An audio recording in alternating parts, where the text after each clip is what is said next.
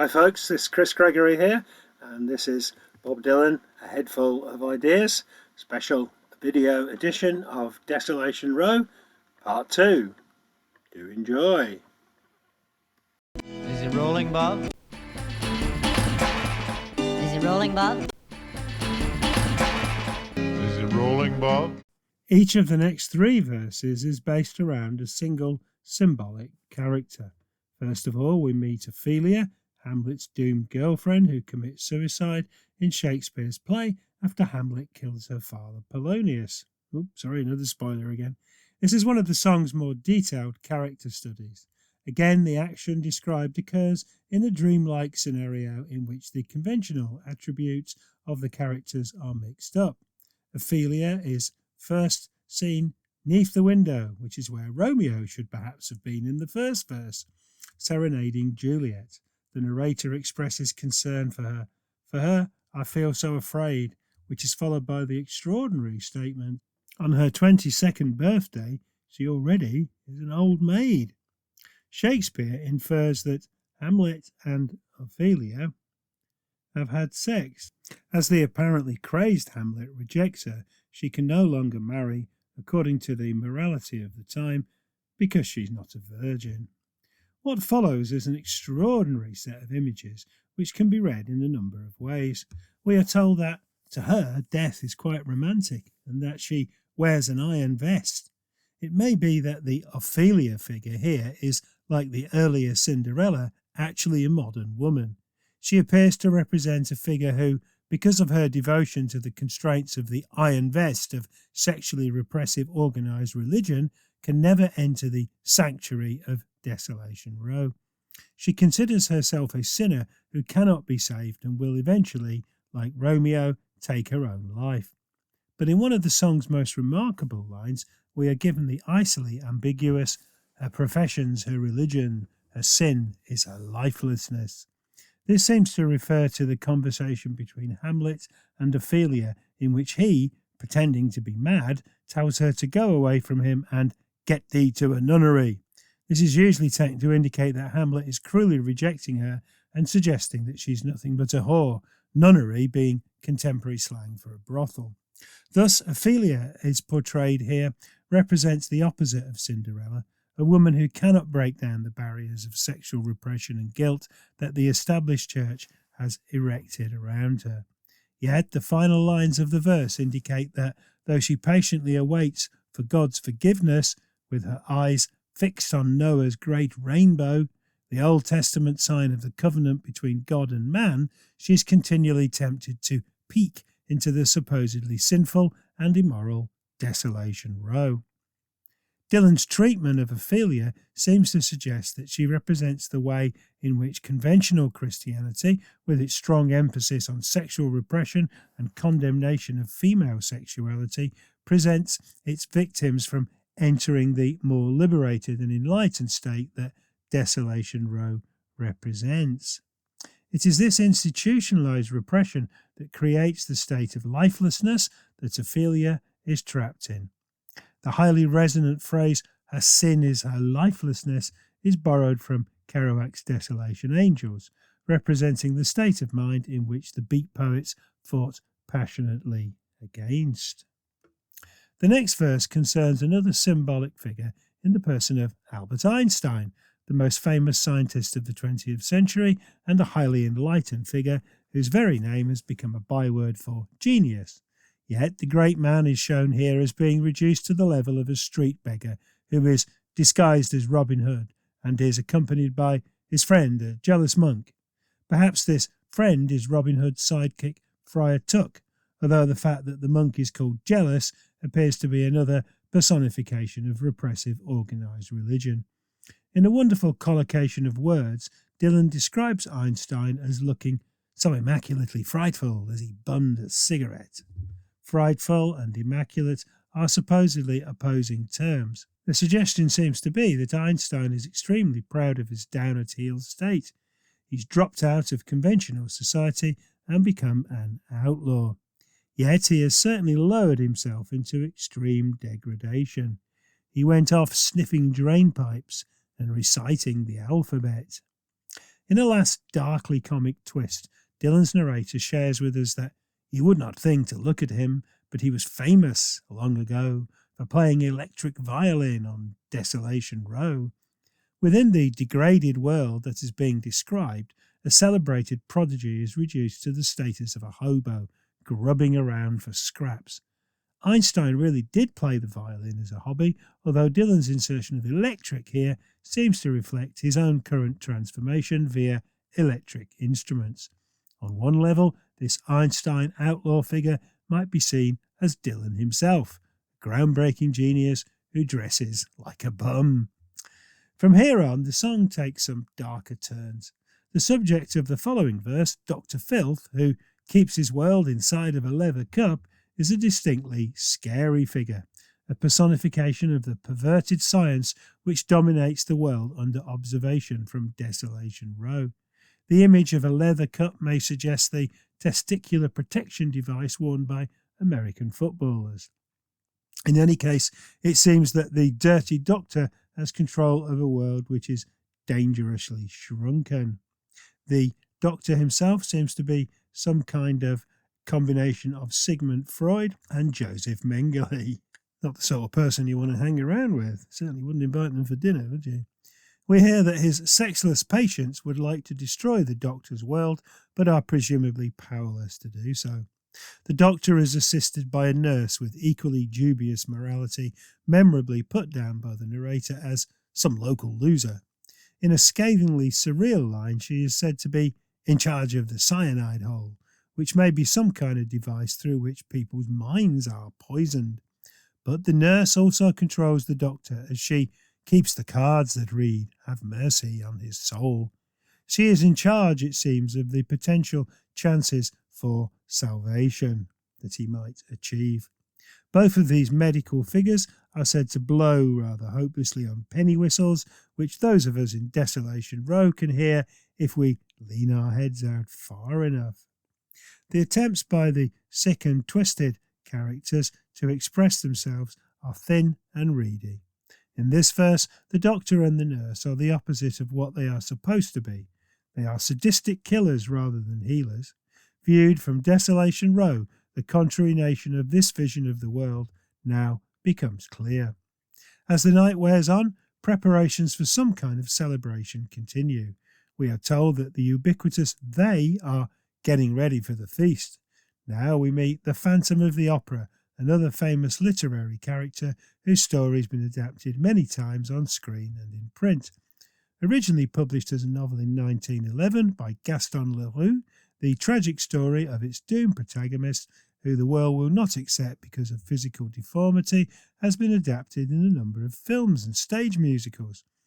As a character, the Phantom thus resembles the Hunchback of Notre Dame, both of whom haunt famous buildings in Paris. Here he is described in another line taken from Desolation Angels as looking like the perfect image of a priest. Another apparently paradoxical image recalling the earlier description of Einstein, the bum, as immaculately frightful.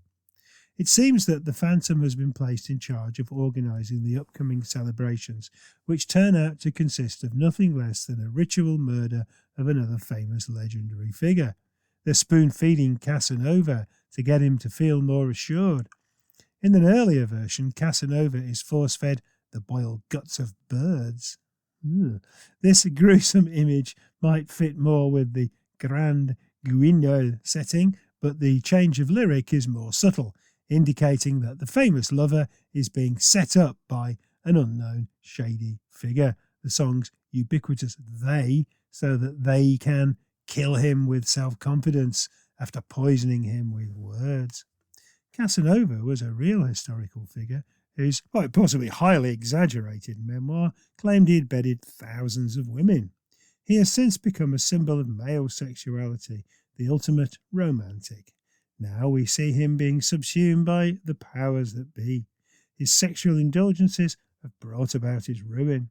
As the Phantom angrily tells the skinny girls, presumably some of Casanova's conquests, who have come to visit him, "Get out of here if you don't know. Casanova is just being punished for going to Desolation Row." Thus, Desolation Row is associated with the sexual freedom that Casanova seeks. Images of repression build up in the powerful 8th verse. We now reach the climax of the evening's entertainment. Dylan's words drip with bile. At midnight, all the agents and the superhuman crew come out and round up everyone that knows more than they do. This paints a picture of a totalitarian state. In using superhuman, Dylan hints that these goons may, like the Nazis, consider themselves to be members of a superior race. But the ironic placing of the word crew shifts the image into a comic book scenario. The killer line here is the last of the four, a brilliantly compressed comment that implies that the repressive being handed out is directed at intellectuals, very much as it has been in many totalitarian states. But this scene, with its comic book connotations, does not appear to be taking place in some far-off land. It is happening in contemporary America, from which Desolation Row provides the only shelter. In this context, the street violence that plagued the US in the 1960s during the battles over civil rights, for which Dylan himself had written the most potent anthems, is a constant backdrop. But in the scenario which is unfolding, state repression is now spreading to all those who oppose it. The tortures that are now recounted leave us in little doubt as to the power of those repressive forces, and they bring them to the factory where the heart attack machine is strapped across their shoulders. The bland ambiguity of the terms the factory and the heart attack machine is thrown into relief by the way Dylan uses enjambment so sharply. And then the kerosene, he draws, is brought down from the castles by insurance men who go check to see that nobody is escaping to Desolation Row. The pointed use of kerosene to link the lines together recalls Ray Bradbury's dystopian satire, Fahrenheit 451, in which all books are burned by kerosene welding operatives. The references to castles and insurance men are direct allusions to Franz Kafka's terrifying dystopian tales of repressive state bureaucracy. The way Dylan balances terror and sly wit in this verse is quite masterful. When the song was later shortened for live performances, this verse was always retained. It is Dylan's most powerfully cynical indictment of the straight world. Here, the insurance men, bland, besuited bureaucrats, attempt to reduce the range of human experience and place individuals in fear of living life to the full. In this song, there's only one place in the modern world where it's possible to do this, and that, of course, is Desolation Row. Now that the world that the Row's protagonists are looking into has revealed itself to be vicious and controlling, the narrator takes a step back and comments wryly on the state of the modern world. Praise be to Nero's Neptune, he exclaims, the Titanic sails at dawn, and everybody's shouting, which side are you on? The Emperor Nero has the reputation of being insane and was famously said to have fiddled while Rome burned. A coin has been discovered with Nero's head on one side and a representation of the harbour of Ostia on the other. Prominent in the picture is a statue of Neptune, the god of the sea. It may be that the world is being pushed towards destruction, perhaps by another great flood, despite the earlier presence of Noah's great rainbow. The Titanic is, of course, doomed. Here, it may stand for the whole of human civilization, driven by Neptune's winds to an inevitable end.